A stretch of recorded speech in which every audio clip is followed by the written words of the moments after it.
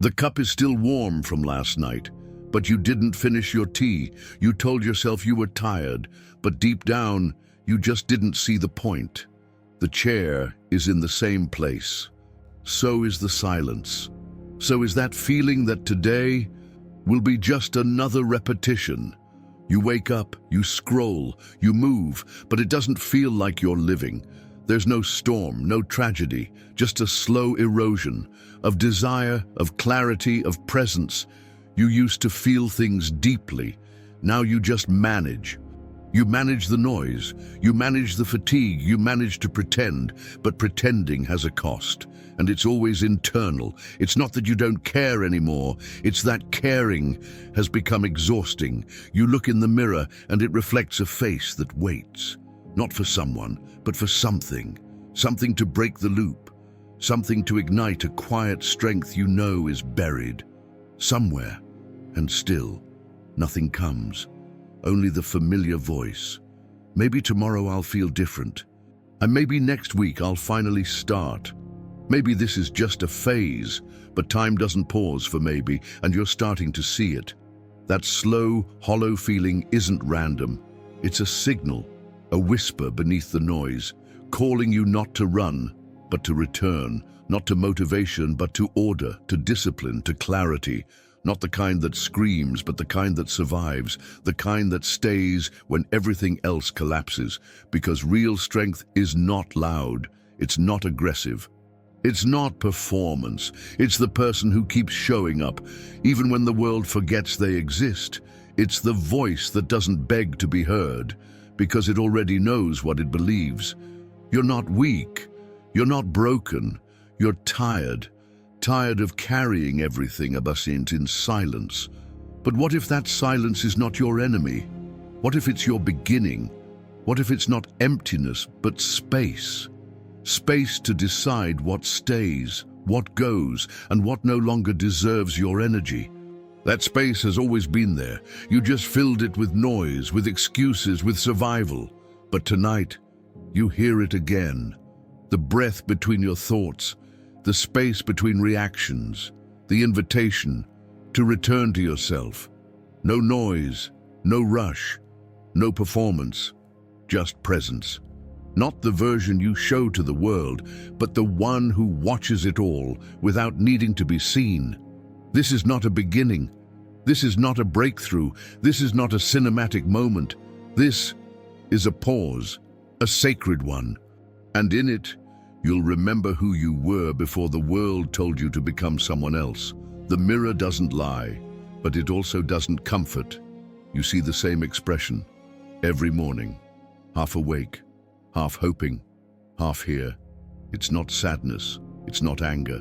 It's something quieter, something harder to name, a weight without shape, a question without words.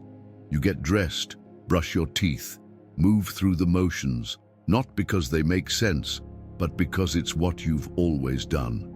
The floor creaks the same way. The street outside hums like always. The world moves, and you try to keep up. But something inside you has stopped. You notice it in the pause between your footsteps, in the way you check your phone even when no one's texting. You're not looking for updates. You're looking for something to interrupt the silence, something to break the pattern. But the pattern is stubborn. It doesn't crack with time. It doesn't bend with willpower. Because this isn't about action. It's about presence. And right now, you're in the room but not really there. You speak, but your voice feels like an echo. You listen, but your thoughts drown the words. You're surrounded, but untouched. Engaged, but unanchored. It's not dramatic. It's subtle. And that's why it's dangerous, because slow erosion never feels urgent. Until one day, you don't recognize yourself. And the scariest part? You don't even miss the version you lost. You just adapt. Like a plant bending toward a light that never arrives. You keep thinking something will change, but change is not something, it's someone. It's you. And until you stop waiting, nothing will move. You tell yourself it's just a phase, that the fog will clear on its own. But days pass, weeks, seasons, and the fog becomes familiar. You stop fighting it. You start decorating it, calling it maturity, calling it real life. But it's not life. It's just endurance. It's existing in slow motion, without direction, without fire. And you were not made to live without fire. That's the thing no one warns you about. That numbness can look like peace. That stillness can feel like control. But it's not. It's resignation. It's surrender without a decision. It's what happens when you stop showing up for yourself. There is no tragedy here, no accident, just repetition, a loop that starts with waiting and ends with forgetting what you were waiting for. And if that sounds like your life, then this isn't the beginning of a solution, it's the end of a delay. Because if you don't name what's missing, you'll keep filling the space with distractions. And if you don't act while you still feel the ache, you'll lose even that. And when the ache is gone, so is your chance to reclaim your edge. Not everything that is silent is sacred. Some silences are cages. And if you're still waiting for something to arrive, you haven't realized yet. You are the one who left. You don't break all at once. You wear down. Tiny pieces fall off, unnoticed at first. A delayed reply, a promise postponed, a dream replaced by a task. And every time you say, "It's fine," a part of you agrees to disappear. You silence your discomfort because others seem louder. You bury your urgency beneath things that look important but aren't. You convince yourself you can handle it. That strength is not complaining, but strength is not silence. It's not the absence of pain. It's the ability to hold pain without losing who you are. And slowly, you begin to lose that, not through crisis, through comfort, through busy days and tired nights. You sleep, but don't rest. You eat, but don't taste. You speak, but don't connect. Your life turns into a sequence of tolerated moments. You nod, you scroll, you agree, but you're not there. You're fading inside your own story. That's how it happens. You forget the sound of your own no. You forget what it's like to feel something deeply and stay. You build walls not to protect yourself, but to prevent anyone from asking why you're still stuck. And when no one asks, you stop asking too. You tell yourself this is normal, that growing up means accepting it. But what you're accepting is not maturity, it's abandonment of your fire, of your voice, of the edge that once made you feel alive. And no one notices. Because you become good at seeming okay. You say the right things, you smile on cue, you function. And functioning becomes your identity. But function is not fulfillment. And something in you knows, it always knew, that quiet ache when you lie in bed. That heavy breath when you walk into rooms that drain you. That inner resistance when you hear, "This is just how life is." No, this is not how life is. This is how life feels when you've stopped listening to yourself. And you've stopped because it got too quiet. Because the silence started to echo with truths you didn't want to hear. But those truths are not your enemies. They are your invitations to pause, to return, to choose again. You don't need a revolution. You need recovery, not the loud kind, the slow kind, the kind that begins in ordinary moments. Like the one you're in now, where no one is watching, where no one expects anything, where the only voice left is yours. And this time, you don't turn it down. You don't explain it away. You don't silence it to keep the peace. You listen, even if it hurts, even if it trembles, even if it's been silent for too long. You listen. Because this is the moment everything starts to come back. You keep running, but not with your legs. You run in your mind, from one distraction to the next, from one unfinished thought to another postponed emotion. You scroll through moments you don't even want, just to avoid sitting in the one you're in. You clean the kitchen again, you answer another message, you open a tab, close another. But it's not about the task, it's about the silence you're trying to outrun. Because when everything stops, you're left with you, And that feels unbearable, not because you're broken, but because you've forgotten how to simply be. No input, no reaction, just presence. When was the last time you sat in stillness without checking, refreshing, numbing? When was the last time you allowed the full weight of your truth to land, without rushing to fix it or package it? You see, this is not about healing. Not yet. This is about honesty, brutal, silent, raw, the kind that doesn't need an answer, just space. And that space scares you because it strips everything away. Titles, performances, pretenses, even your roles. It leaves you naked in front of your own soul. And that is where your work begins, not in the doing, but in the undoing. Undo the pace, undo the pressure, undo the need to feel enough every second. You were never meant to be productive every time you breathe. You were meant to be whole, to be anchored, but anchoring takes stillness, and stillness feels like failure when you've been taught to prove yourself in every moment. So you panic, you fill, you keep moving. But movement without direction is just a prettier form of being lost. And deep down, you know that no app, no new message, no sudden plan is going to solve the weight you carry, because the weight isn't out there. It's inside. It's the accumulation of every time you abandoned yourself to stay light, to stay included, to stay busy. But here's the truth. You don't need to keep running. You don't need to keep performing. You just need to return to the room you left when you chose noise over clarity. It's still here, quiet, undisturbed, waiting. And this time, you don't knock, you enter, you sit, you breathe, you listen, and you don't run, because now you finally understand. Silence is not a punishment, it's an invitation.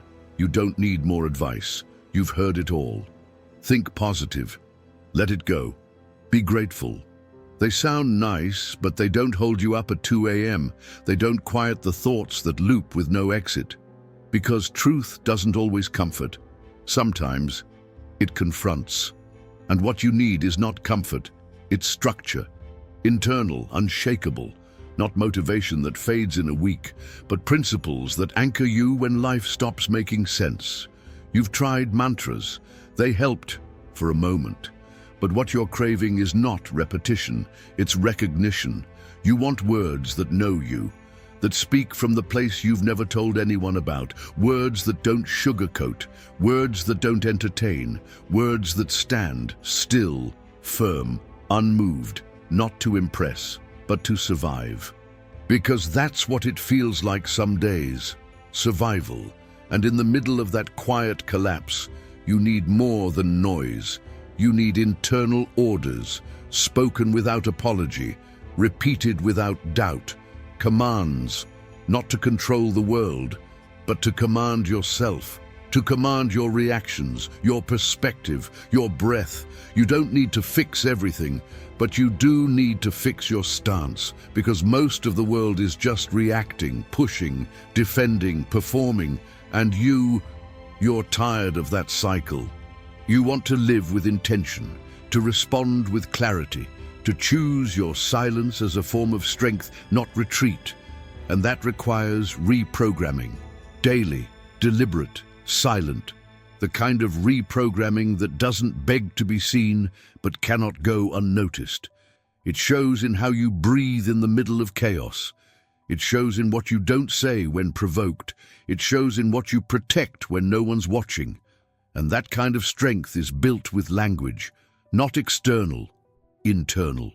Small, sharp affirmations, not cute, not poetic, true, like steel forged in repetition. Words that don't just inspire, but instruct, that remind you of who you are when the world is trying to tell you otherwise. Today, you won't receive comfort.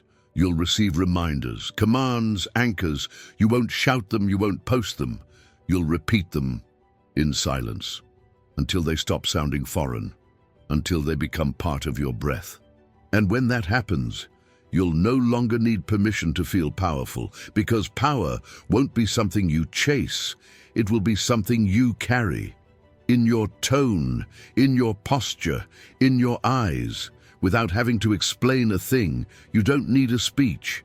You need silence that speaks for you. You don't need applause. You need presence. Presence that holds its own without trying to convince anyone. Because real confidence doesn't raise its voice, it lowers the room. And that's what these internal affirmations are. Not performances, not positive thinking. They are anchors. For the days you feel invisible, for the moments when everything feels too loud, and you no longer know where you end and the world begins. Because it's easy to feel strong when life is calm. It's in the tension where you meet your edge. And that edge is where most people flinch, where they react, where they explain, where they give away power just to be understood. But you're here for something else. Not perfection, not control, but command of your attention, of your breath, of your center. And to command that, you need internal phrases that are stronger than your external triggers. Phrases you don't need to post, phrases you don't need to prove. Just repeat, quietly, consistently, because repetition shapes identity, not the loud kind, the silent kind, the kind people feel when you walk into a room and don't need to say a word. These phrases aren't decorations, they are decisions. Decisions to not lose yourself just because others are losing themselves.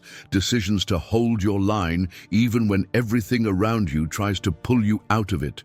You've tried motivation, but motivation fades because it's based on feeling. Discipline doesn't fade because it's based on choice. And your choices are only as strong as the phrases that precede them. Every time you feel pulled into chaos, into drama, into confusion, you need a phrase. One you've planted so deeply inside you that it rises before the chaos reaches you. That's what we're building. Not noise, not aesthetics, not trends. Inner steel, forged in silence, tested in repetition, revealed in restraint. So when you wake up tomorrow and the world pulls at you, you'll have a line, a phrase, a reminder that you do not belong to your impulses, that you are not here to react, to prove, to please. You are here to lead yourself. And the way you lead is not by speaking louder, but by standing straighter, by becoming so grounded in who you are that no wind can carry you away. You don't become unshakable by accident. You become unshakable by decision, and that decision is made when no one is watching, in a quiet room, in the middle of a tired morning, in the pause between thought and reaction. That's when you choose, not who you want to be someday, but who you are now, today, with what you have, with what hurts, and what you repeat to yourself in that moment becomes everything, because the world will always try to define you. It will give you labels. It will offer you mirrors that reflect nothing but noise. But you are not what happens to you. You are what you accept, what you repeat, what you protect in silence. And that silence can either be a void or a forge. Most people fill it with doubt, with fear, with projections of what might go wrong. But you will fill it with command, simple, strong, grounded, because that's the difference between someone who breaks and someone who bends. One reacts, the other returns to the breath, to the principle, to the phrase, one phrase, carried through discomfort, whispered through anxiety, held through rejection, lived through repetition. That's how your identity is rebuilt, not in epiphanies, but in quiet reinforcements, day after day. Because the most powerful words you'll ever say will never be heard by others. They'll be the ones you say to yourself when no one claps, when no one replies, when no one sees the effort.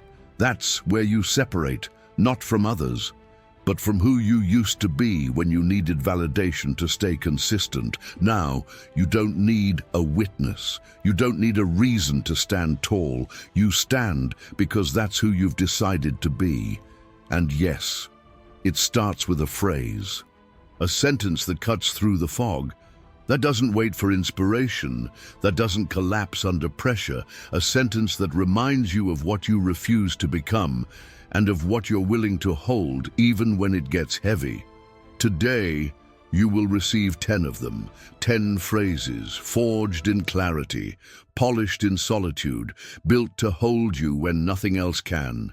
You won't memorize them, you'll live them, repeat them, not to feel better, but to become better. Each one a seed, a stance, a return to self. And when spoken silently, consistently, honestly, each one becomes a weapon against chaos and a shelter when the world loses its mind. Let's begin. I do not react, I observe, because not everything that provokes you deserves a response. Most people live on edge, one wrong tone, one delayed reply, and they snap, as if the world owes them emotional balance. But the Stoic knows power is not in being untouched. Power is in choosing what touches you. Reaction is easy. It's immediate, it's emotional, it's impulsive, and it always costs more than it gives. But observation is deliberate. It is what separates the wise from the loud. When you observe, you don't suppress. You study, you pause. You recognize the fire, but you don't throw yourself into it. You notice your anger rising like a tide, and you say, I see you, but I'm not you.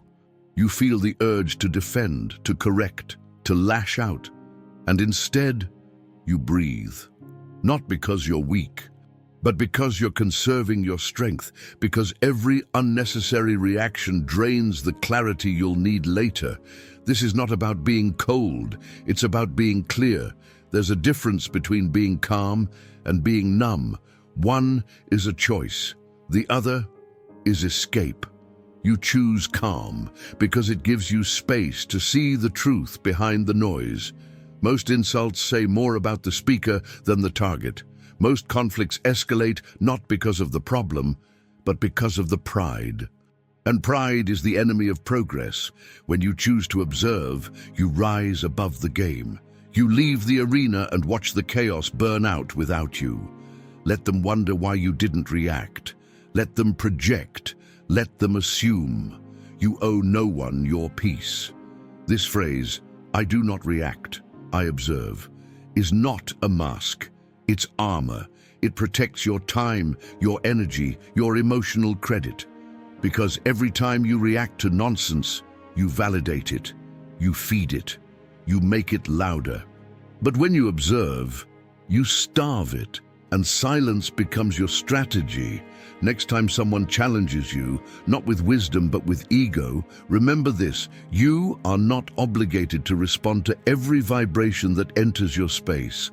Your mind is not a battlefield, it's a temple. Treat it like one. Let others run, let others scream, let others fight shadows. You observe, you stay grounded, because your power was never in your volume, it was always in your vision. My peace is not for sale. Because too many people have paid too much for approval that never lasted. We trade our silence for a reply, our boundaries for a temporary connection, our calm for the illusion of being understood. But peace, real peace, is not something you rent to please the moment. It is not a currency for social comfort. It is not a sacrifice for someone else's reaction. It's yours. And if you sell it cheaply, don't be surprised when your soul feels bankrupt. You don't owe anyone access to your nervous system. You don't have to respond faster just because someone expects it. You don't have to soften your truth just to be accepted by people who would never do the same for you. Every time you let someone disturb your peace just to avoid a moment of discomfort, you teach yourself that your serenity is negotiable. It isn't. Not anymore. Because here's the quiet truth. Most people aren't trying to connect. They're trying to discharge their pain, their fear, their noise. And you've made yourself available for it. Too often, too quickly. Answering calls you never wanted to answer, entering conversations that lead nowhere, offering pieces of your calm to people who don't even notice when you're breaking. No more. My peace is not for sale, not for validation, not for attention, not for fitting in. Peace is a fortress, and if you don't guard it, you'll spend your life rebuilding what others keep destroying. So now you build gates. Not walls, gates. You choose who gets through, who earns proximity, who matches your energy before stepping into your inner space. And when someone doesn't respect it, you don't explain, you don't negotiate, you just return to center. Calm, clear, untouched. Because peace is not passive, it's powerful. It's what allows you to stay rooted when the world spins out of control. It's what keeps you from becoming a version of yourself you'll later have to apologize for. So next time someone tries to pull you into a storm that isn't yours, remember, silence is not weakness, distance is not cruelty, and peace is not selfish. It is survival, it is clarity, it is proof that you finally know your worth. No one can take what I don't give, not your peace, not your time, not your energy. You may feel exhausted, but it's not because life is heavy. It's because you keep handing yourself away, piece by piece. Every time you over-explain, you give. Every time you seek permission to rest, to speak, to choose, you give. Every time you enter battles that were never yours, you give. And then you wonder why you feel empty. But you weren't robbed. You surrendered. Quietly. Repeatedly. Not because you're weak, but because you thought that love meant availability, that kindness meant agreement, that being seen meant being open, always. But boundaries are not barriers. They're definitions of where you end and someone else begins. And if you don't define that, the world will do it for you, loudly, aggressively, carelessly. You are not obligated to carry what was never yours. You are not required to attend every emotional fire someone lights near you. And you are not responsible for how people interpret your silence. You are responsible for what you give and what you keep, because energy is not infinite. Attention is not cheap. Presence is not a public service. These are sacred resources. And sacred things must be guarded. So now you choose what deserves your response, what earns your gaze, what aligns with your values before it touches your time. You stop explaining your choices to people who would never change theirs for you. You stop proving your worth to people who are committed to misunderstanding you. You stop giving where nothing returns, not out of bitterness, but out of balance, because life is not measured by how much you pour out, but by how well you preserve what matters. So when the world demands more, pause. Ask, do I want to give this, or am I just afraid to say no? That question alone can save your life, because you don't owe your exhaustion to anyone. You owe your clarity to yourself. And when you repeat, no one can take what I don't give, you reclaim the key you've been handing out for years. You don't slam the door, you just stop leaving it wide open. You speak less, you explain less. You lose the need to be understood. And in that silence, you become unshakable. I respond only when I choose to. Because not every question deserves an answer. Not every message requires a reply. Not every stimulus deserves your energy. You are not a reflex. You are a force. And forces don't react. They respond intentionally, precisely, rarely. Most people respond from emotion, from fear, from pride, from the need to be right or not be forgotten. But you don't owe the world your immediacy. Speed is not strength, stillness is, because true power isn't found in how fast you respond, but in how long you can wait without losing your center. In a world that glorifies instant replies, you become sacred by pausing. Because every time you respond from impulse, you forfeit control. You give the moment power it didn't earn, but when you delay the response, you reclaim yourself. You see more, feel less, and choose with clarity instead of compulsion. You no longer reply just to fill silence. You don't answer just to avoid discomfort. You sit with the tension, You feel the heat, and you wait until wisdom catches up to emotion, because that's where truth lives. In the gap between the trigger and your voice, the Stoics called it the only true freedom, the freedom to choose your response. Everything else can be taken, your time, your position, your resources, but your inner choice is yours. Always. And if you give it away too easily, you lose the most sacred thing you possess, command of yourself. So now, you practice the pause. Let people misinterpret your silence. Let them fill it with assumptions. That's not your problem. That's their story. Yours is built in restraint, in the discipline to say nothing when noise surrounds you, in the power to speak, not for reaction, but for direction. So the next time you feel the urge to jump in, to defend, to respond out of habit, pause. And ask, do I choose this, or am I being pulled? You'll know. And if the answer isn't clear, wait longer. Your voice is too valuable to waste on things that don't move your life forward. I respond only when I choose to. And in that choice, you become rare. And in that rarity, you become powerful. If it doesn't strengthen me, it doesn't define me. Because not every experience deserves a permanent place in your identity. Pain happens, failure happens, but they are events, not definitions. Still, we carry them, like heavy names stitched into the fabric of who we think we are. I was betrayed. I was abandoned. I failed. And slowly, those sentences become self-portraits. Not because they're true forever, but because we stopped growing beyond them.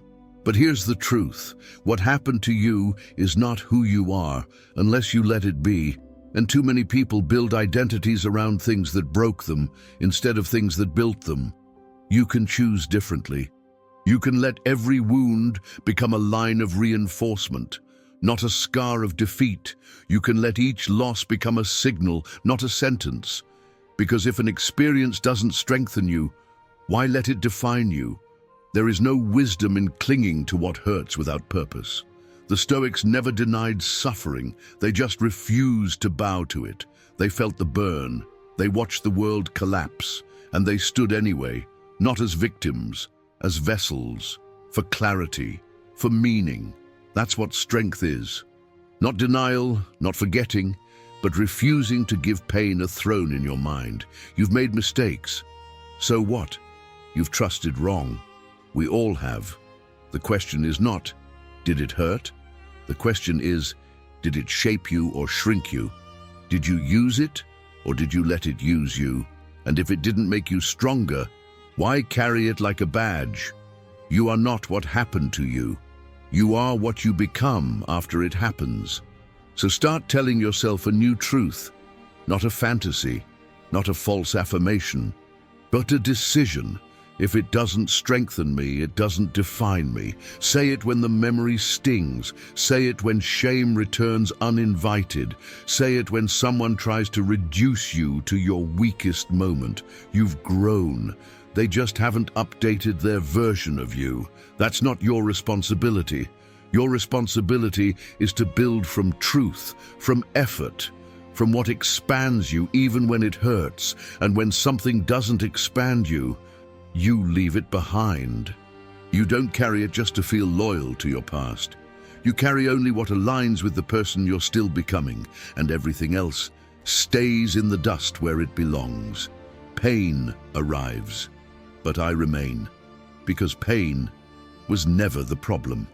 Attachment to it was. Most people flinch at the first sign of discomfort. They panic, they retreat, they ask, why me?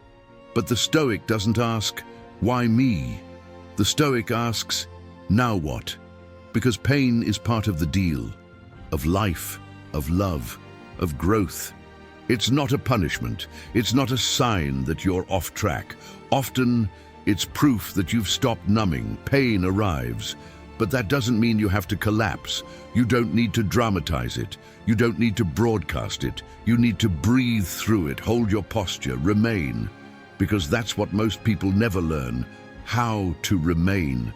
They fight what they feel. They resist what already is. They try to escape what can only be endured. But you're different. You don't run. You don't bargain. You don't beg the moment to be softer. You face it as it is. Because you know pain is not the enemy. It's the training. It sharpens your focus, reveals your attachments, shows you where your identity was built on things that never belonged to you. That's not weakness, that's revelation. So next time pain shows up, don't interpret it, don't personalize it, don't turn it into a story about your worth. Just say, pain arrives, but I remain. Say it when your chest tightens. When sleep doesn't come. When a door closes that you weren't ready to let go of. Say it when your silence isn't understood, when your effort goes unseen, when the people you trusted forget your name. Say it quietly, firmly, until you start believing that endurance is its own kind of power. This phrase is not about suppressing emotion. It's about surviving with intention. It's about standing in the fire without becoming the smoke. It's about choosing your posture when everything else feels unstable. And in that moment, you realize something. That pain will pass, but who you become in the process will stay. And that's what defines you. Not the ache, not the cut, not the loss, but the stillness you maintained in the middle of the noise, the breath you reclaimed when everything told you to panic, the voice you didn't lose when everything else fell silent, because you don't need the pain to disappear. You need to remember who you are within it, and who you are is not fragile. You've been tested, you've been pierced, and you're still here, not broken, refined. Pain arrived, but you remained. I am presence, not reaction, because I wasn't made to echo the world. I was made to witness it. There's a difference between movement and presence. Movement is automatic. It's noise, it's habit. Presence is chosen. It's the ability to remain exactly where you are without becoming what surrounds you. And in today's world, that's rare. Everyone's reacting to a comment, to a screen, to an opinion they didn't even ask for. They call it engagement. They call it being informed. But most of it is just reactivity, wearing a mask of purpose. You open your phone, you react. You hear bad news, you react. You feel misunderstood, you react. But none of those reactions bring you closer to clarity. They just pull you deeper into a world that thrives on your absence from yourself. That's why you repeat this phrase, I am presence, not reaction. Because when you forget who you are, you'll become whatever pulls the hardest. And what pulls the hardest is rarely what matters most. Presence is not passive, it's powerful. It's the ability to hold your position when everything else is trying to move you. It's standing still in a flood and realizing the water doesn't define your depth. It's watching the chaos and saying nothing, not out of fear, but out of command. Most people mistake loudness for strength, but silence, when chosen, is the highest form of control. It says, I've already heard enough. I've already decided. I don't owe my attention to everything that demands it.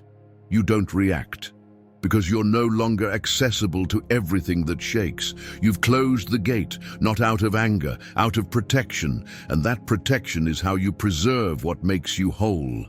Next time you feel pulled to defend, to correct, to prove, pause.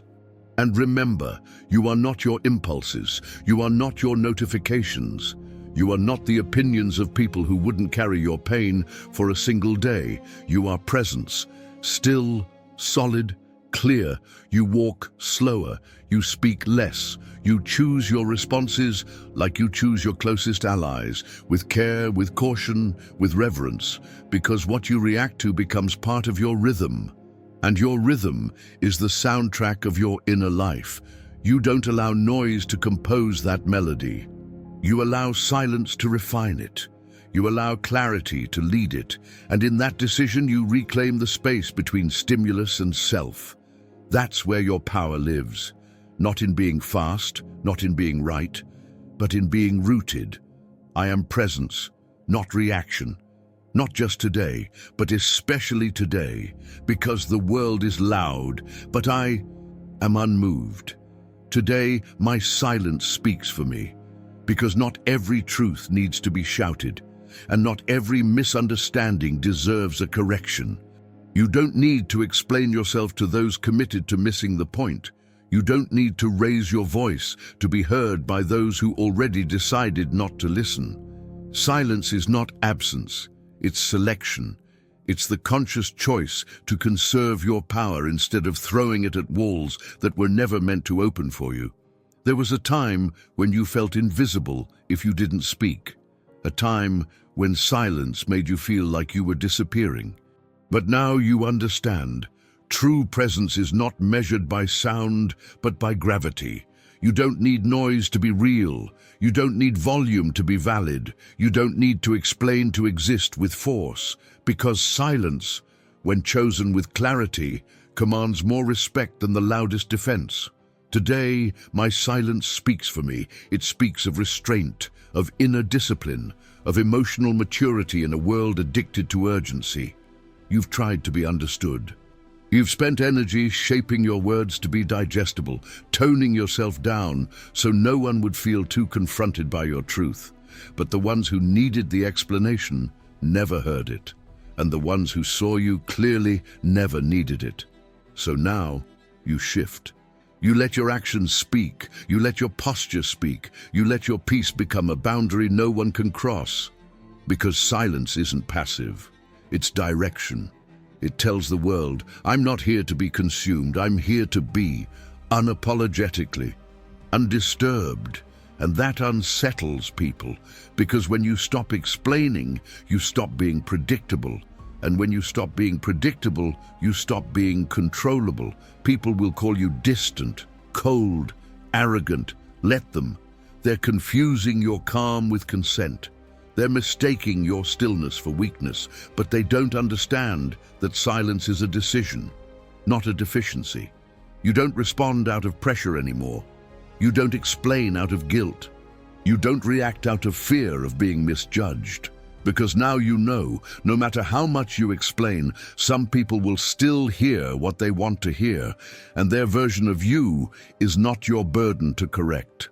Today, my silence speaks for me. It speaks in rooms where noise once ruled. It speaks when others expect performance. It speaks when I refuse to break character just to make someone else comfortable. It speaks in how I pause instead of argue, in how I leave instead of defend, in how I listen without absorbing. Because silence isn't the absence of a voice, it's the protection of it. It's the refusal to waste what is sacred on ears that are closed. It's the boldness to withhold what the world tries to pull from you without offering respect in return. It's the confidence to stand, to walk, to choose without turning every step into a public announcement. Your silence is not empty. It is full of intent, full of weight, full of clarity. So today, when someone pokes for a reaction, when a message arrives wrapped in provocation, when a moment begs you to abandon your center, don't. Let your silence carry the message. Let it remind them that you are not here to participate in every emotional transaction offered to you. You are here to move with direction, to protect your ground, to preserve your focus. And sometimes, the strongest statement you can make is the one you never say out loud. I repeat, I strengthen. Because repetition is not weakness. It's the foundation of mastery. You don't become resilient by chance. You become resilient by choice. A choice you make every day, even when no one's watching. Especially then, in a world addicted to novelty, to constant change, to chasing what's next. Repeating something simple, something stable, feels radical. But the Stoic doesn't seek novelty. The Stoic seeks depth. And depth is only possible when you return to the same truth again and again. Not because you forgot it, but because each time you repeat it, you embody it more deeply. I repeat, I strengthen. This is not about slogans, it's about structure. You're not repeating to sound powerful, you're repeating so your nervous system remembers what clarity feels like. so your breath aligns before your panic does, so your mind returns to what's true before it clings to what's urgent, because life will try to pull you in 1,000 directions, and your repetition is your anchor. It's what keeps you whole when your thoughts want to fragment. It's what grounds you when your emotions begin to flood. It's the internal muscle that doesn't grow from intensity, but from consistency. You want to feel different? Then stop waiting for breakthroughs. Start honoring repetition. Start choosing the same thought on the hard days that you chose on the inspired ones. That's discipline. That's command. Repetition is not boring. It's brave. It's easy to change your mind. It's harder to hold your ground, to pick a phrase that aligns with who you want to become and live inside it until it reshapes you. You say, I am calm. You say, I don't react. You say, I am presence. Not once, but every time chaos arrives. Not until it feels good, but until it feels natural. Until the phrase stops being something you repeat and becomes something you are. That's how transformation happens. Quietly, privately, through repetition. You've tried intensity, the 3-day high, the Monday surge, the motivation that burns then vanishes. Now, you try something different. You say the same phrase before bed. When you wake up, when no one is clapping, you don't change the words. You let the words change you, because the goal isn't to feel powerful. The goal is to be unshakable, and unshakable people are built in silence, through practice, through routine, through the decision to honor what works instead of chasing what distracts. You are not here to impress. You are here to integrate. You are here to walk like your thoughts matter, to breathe like your words carry weight, to move like your repetition is crafting something sacred inside you. I repeat, I strengthen, not to prove anything, but because repetition is how I protect my alignment from the noise of the world. So today, when your mind wants stimulation, choose stability. When your ego wants noise, choose rhythm. And when everything around you says more, you whisper, again. And that again becomes your edge. Serenity is my standard, not my exception, because peace isn't something I chase. It's something I return to, not when everything is perfect, but especially when it isn't. Serenity is not a reward. It's not the outcome of control. It's not the result of external order. It's a decision, a setting, a chosen frequency. And like any frequency, you must tune into it again and again until it becomes your default, not your escape. Most people live in reverse. They tolerate tension. They tolerate chaos. And then they search for serenity as a vacation from the life they've built. But the Stoic doesn't escape to serenity. He starts there. He returns to it in every storm. Because if you can only be calm when the room is quiet, you're not calm, you're conditional. But serenity, true serenity, is unconditional. It shows up not because the noise left, but because you no longer need to match it. It's the breath that returns before the anger rises. The silence that precedes the reaction. The stillness that chooses not to follow the chaos. And for that to become your standard, you must reprogram how you operate. Not just on good days, especially on difficult ones. You must treat peace as a non-negotiable baseline, not as a reward for survival, but as a requirement for clarity. You don't wait for the schedule to open. You make space. You don't wait for approval to disconnect. You log out without apology. You don't wait for a reason to rest. You rest because your presence is worth preserving. Serenity is my standard, not my exception. Say it. Not when you're alone. Say it when someone interrupts. Say it when you're provoked. Say it when the pressure rises and your old self would have cracked. That's where the shift begins, when peace is no longer fragile, when it doesn't break at the first sign of misunderstanding, when your nervous system knows how to stay grounded even as the storm enters the room. You train it. You train yourself by choosing serenity when anger is available, by choosing calm when noise is expected, by choosing stillness when movement is easier. It's not glamorous, it's not impressive to others, but it is powerful, because now your peace is not conditional.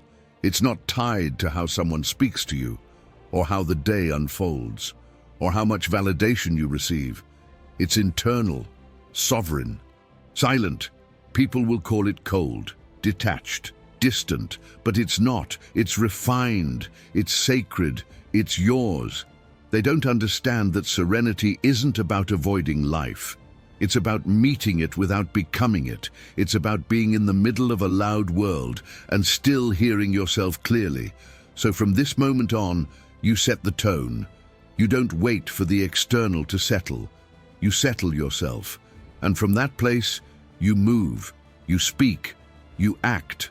Not from fear, not from rush, not from pressure, but from a center that no longer negotiates with chaos. Serenity is my standard, not my exception. You wake with it, you return to it, you defend it like sacred ground. And when the world forgets itself, you remember who you are. Because now your calm is no longer the aftermath, it's the atmosphere, and that is the beginning of mastery. There's a moment, quiet, uncelebrated, invisible to others, where everything shifts. It doesn't come with applause. No one notices it but you. But once it happens, you're never the same again. It's the moment you stop chasing balance and start becoming it. You're no longer motivated by highs, no longer crushed by lows, no longer waiting for external alignment to feel internal peace. You wake up, and instead of asking how you feel, you decide how you'll be. Not because you're suppressing emotion, but because you've built something stronger than feeling, a foundation. You've repeated the phrases, not to sound wise, but to remind yourself what truth feels like before the world tries to distract you again. You've walked through the noise, not untouched, but unmoved. You've faced your impulses not with punishment, but with patience. You've stopped needing to win arguments, stopped offering explanations no one deserves, stopped showing up just to be seen, because now you don't perform, you inhabit, and that changes everything. Now, your boundaries are not defenses, they're declarations. They say, I know who I am, I know what I protect, and I know what I no longer sacrifice. This discipline, it doesn't make you rigid, it makes you rare.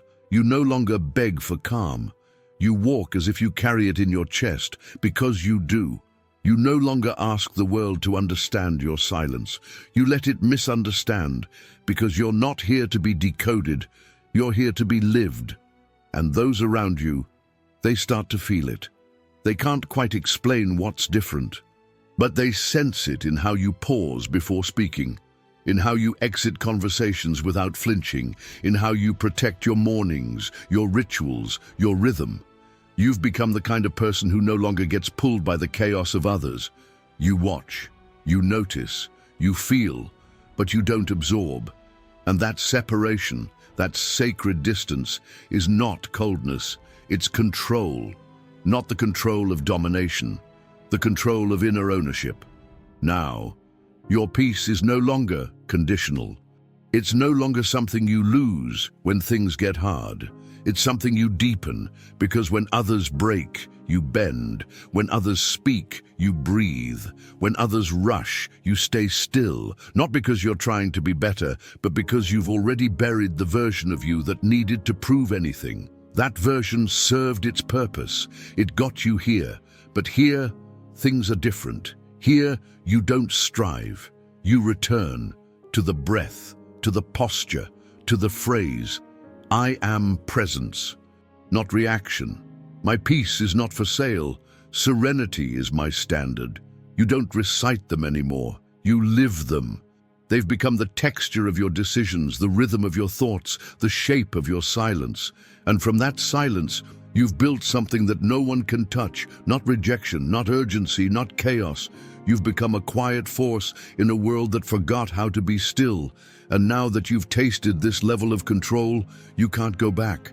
Because returning to your old self would feel like betrayal.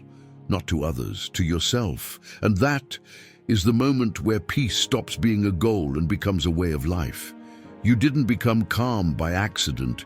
You became calm because you got tired of paying the price for reacting to everything. You didn't become grounded by reading a quote. You became grounded because you lost your balance too many times to not build your own anchor. You didn't become still because the world allowed you to. You became still because your soul demanded it. This is not softness, this is strength in its most unshakable form. And now you carry that strength like a quiet flame, not to be seen, but to light your own way. You are no longer a version of yourself that chases approval.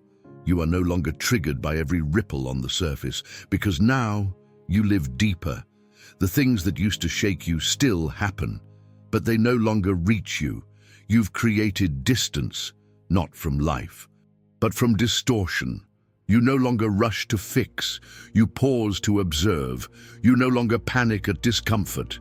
You watch it move through you like a passing storm that no longer calls your name. And in that pause, you meet yourself again. The part of you that was never lost, only buried. Buried under noise, under expectations, under reactions you thought were necessary to feel alive. But now, you know. You don't need adrenaline to feel purpose. You don't need drama to feel connection. You don't need chaos to justify your movement. Stillness is enough. Clarity is enough. Discipline is enough.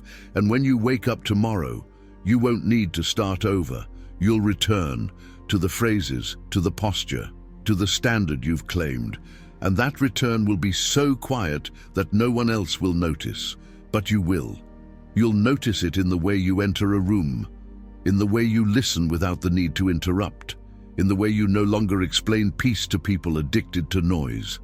You've stopped being accessible to everything that's unaligned, and that makes you rare, not because you try to be, but because you've let go of the need to be anything else.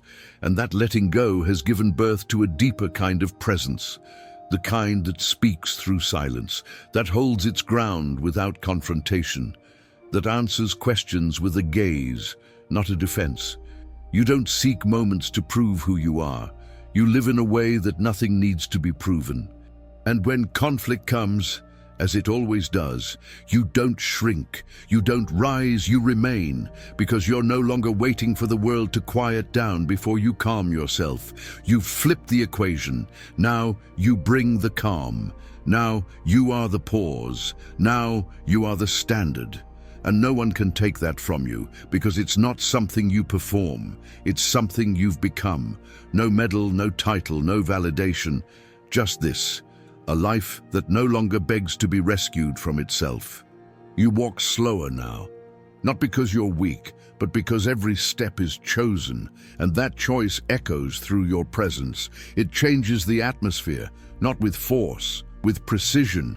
You've become someone who doesn't just seek peace. You protect it, you honor it, you extend it, not with words, but with structure, with silence, with restraint, because now your silence has a name, and that name is discipline. The cup is still there, untouched, not because you forgot it, but because you no longer need to fill silence with habits that numb you. The chair is still empty, but now it doesn't feel lonely.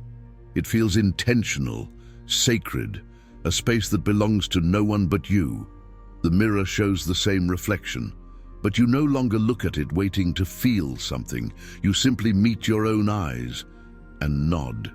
There's no dramatic change, no explosion of confidence, just a quiet knowing you've returned to yourself, to the voice beneath all the noise, to the core beneath all the reaction. This is the moment where most people would expect a breakthrough, some final phrase that ties everything together, some formula that promises a new life. But that's not what this is. This isn't a transformation. It's a recovery of clarity, of sovereignty, of direction. You're not becoming someone new. You're shedding the noise that made you forget who you were. And now that you've walked through the repetition, Now that you've held the phrases, felt the silence, stood in your own presence, you don't need to chase anything. Because what you were chasing was never outside you. It was the feeling of being anchored while everything else moves. It was the experience of standing in your own thoughts and not wanting to run from them. It was the decision to stop begging for peace and start living like it's your baseline. You've done that. And you'll do it again. Because repetition is not regression, it's integration. And each time you repeat what strengthens you, you bury it deeper into who you are. That's the difference between change and identity.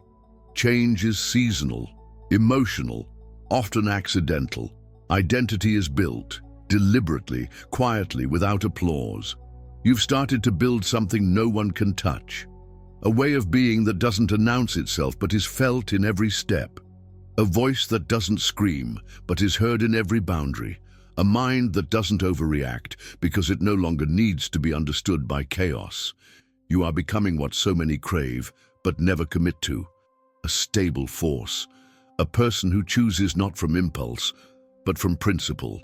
And that choice, day after day, becomes your edge. Let others seek new strategies. You repeat what works. Let others crave novelty. You crave serenity. Let others lose themselves in the noise. You build in silence. And if someone asks, what changed? You won't explain. You'll look them in the eye, breathe slowly, and maybe say, nothing changed. I just stopped leaving myself. You used to look for signs, that something would finally shift, that your time would come, that one day everything would fall into place. But today, you no longer wait for signs. You are the shift. You are the signal. Because peace doesn't arrive. It's built with repetition, with pauses, with decisions no one claps for. And now, your life begins to look different, not louder, not faster, just more yours. You don't reply right away, you don't explain so much, you don't rush into rooms where your silence was never welcome. You walk slower, not because you're unsure, but because you no longer chase time as if it owes you something. You say less, not because you lack clarity, but because clarity doesn't need company. And when emotions rise, you don't panic. You breathe, because you've practiced this. You've trained for this, and now it's part of you. Your phrases, they were never magic, they were anchors, and you repeated them not to escape, but to remember. To remember that you don't owe your energy to every noise. To remember that your peace is not a prize, it's a standard. To remember that you are not here to react, but to lead. Quietly, firmly, unshakably. So now you begin to live like someone who's already home, not chasing, not begging, just being. And that being, it becomes visible, not in your words, but in your pauses, in your choices, in your ability to stay still while everything else demands motion. This is how power looks when it's no longer seeking approval. It stands, breathes, exits when necessary. You don't explain why you left. You don't soften your decisions to be more acceptable. You move with reverence for your own rhythm, because now you've made peace with not being understood by everyone. You've let go of needing your silence to be translated. You've accepted that most people don't recognize stillness unless it's broken. But you're not here to break just to be seen. You're here to remain rooted, steady, internal. Your center is no longer negotiable, and when discomfort arrives, you don't reach for escape. You sit with it, you listen, you hold your structure, because pain no longer decides who you are. It visits, it teaches, then it leaves. But you remain. And as the days pass, as the repetitions deepen, you'll notice something powerful. You're no longer trying to become the version of yourself you admire. You've become it, quietly, deliberately, without fanfare. It happened in the moments you almost reacted, but didn't. In the messages you never answered. In the thoughts you watched, without grabbing. In the mornings you repeated, I am presence. I respond with clarity. My peace is not for sale. And now, those aren't affirmations. They are characteristics, they are identity. And this identity, it doesn't need celebration, it just needs to be honored, silently, daily. By you. There is no applause, no spotlight, no one waiting with a medal, because this kind of shift is not theatrical, it's internal. And when it happens, you don't even smile. You simply breathe, softer, deeper, more certain. Because the noise no longer seduces you, the chaos no longer convinces you, the past no longer defines you. You're not pretending to be calm, you are calm, and that's the difference. You no longer decorate your pain to make it more digestible. You let it pass through without owning it. You no longer turn every challenge into a dramatic internal war. You pause, you decide, you remain. That stillness people feel when you enter a room. You didn't borrow it, you built it. And the discipline that shaped it was silent, repetitive, unseen. No one knew how many times you wanted to scream, but chose stillness, how many times you wanted to run, but stayed, how many times you were shaking inside, but moved like stone. Now that stillness speaks, now that calm echoes, and the world may not understand it. But that's not your concern anymore. You've stopped needing to be understood. You've stopped needing to be followed. You've stopped needing your peace to be explained, because peace, once embodied, is not up for discussion. You live it, you breathe it, you protect it. Every small repetition you honored has become part of your atmosphere. And now, you walk in that atmosphere with reverence, not because it's fragile, but because it's sacred. You don't defend it, you don't advertise it, you don't ask the world to adapt to it, you just exist within it. And existing like that, with clarity, with order, with control, is the highest form of rebellion in a world that thrives on reaction.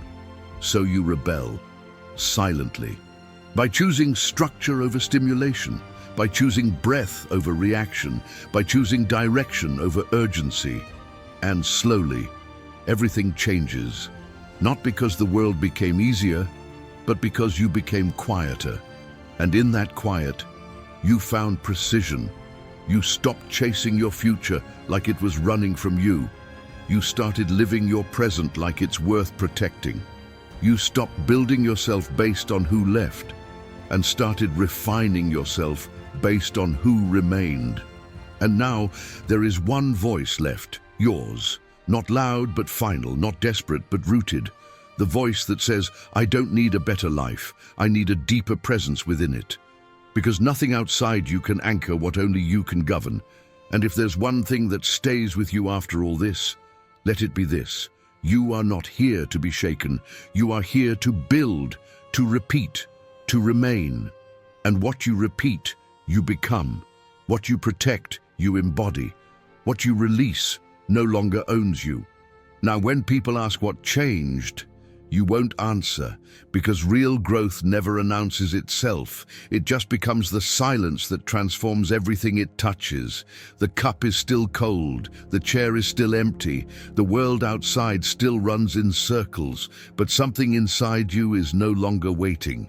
You're not hoping for a breakthrough. You're not praying for a change in the weather. You're simply breathing as someone who has remembered what they used to forget. That serenity was never about escaping the storm. It was about learning how to remain in the center of it. No more searching, no more noise, no more mental rehearsals for battles you don't need to fight. Now everything you need is already present, not in the future, not in another voice, but here, in your stillness, in your repetition, in your stance.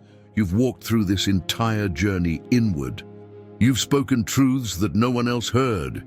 You've made decisions that no one else celebrated. And now, you're not the same. Because this transformation wasn't about changing your life. It was about taking your life back from everything that kept it noisy, reactive, scattered. Now you don't live by emotion, you live by principle. Now you don't speak to be seen, you speak when it aligns. Now you don't wait for peace, you carry it. Because every phrase you repeated was a brick.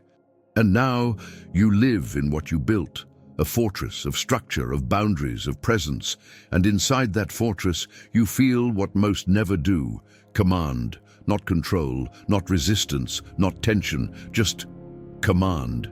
You walk into rooms without adjusting your energy. You answer slowly or not at all.